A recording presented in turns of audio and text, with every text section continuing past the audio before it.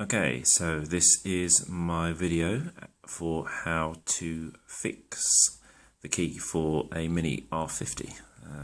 These things are only really supposed to be replaced. You can't, well, you're not supposed to be able to get inside them, but here's how you do it. So you start off with the key, which is sealed, normally sealed, and they normally charge via the car, but what you can do is get yourself a flat blade, sort of Stanley knife thing, and it's a case of, if you go in at the top of the key here, there's a point where there's no glue holding it.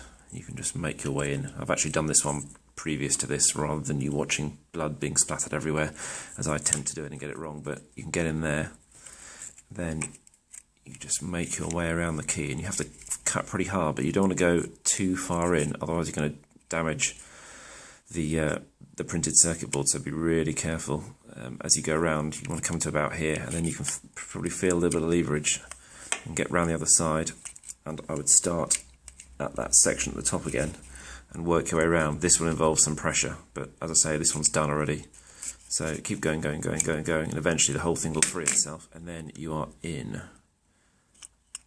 Voila.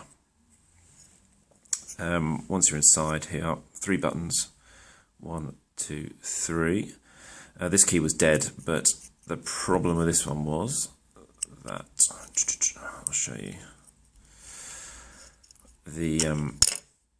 a couple of problems actually. One was that we had a solder joint here on the battery, I can't get this in focus there, that had gone, so just that's been resoldered. The battery is the original from a 2006 car, it now being 2014, so the battery is fine. Flip it over.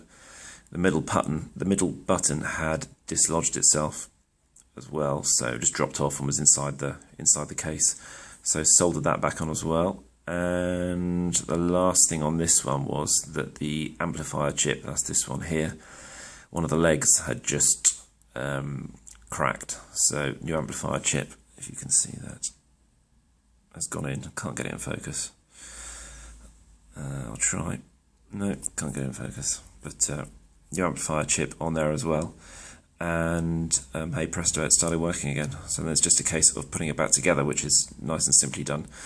The majority of problems will be probably that one of these legs has just severed or your battery's dead. Either way, you can unsolder the battery and stick in as a standard battery you can get in any electronics shop or supermarket, and put it back together and you're there. But the hard thing is getting into this, so yeah, your knife is the easiest way around it, just slicing really carefully all the way around, because it's a one time only seal when they're put together. Once you've done it, nice and simple. So putting it back together, really simple. You just want to locate that back on the side with the buttons, and where are we? Like that, back in position. Then I would, and I'm not going to do it now, but I'll show you how it looks afterwards.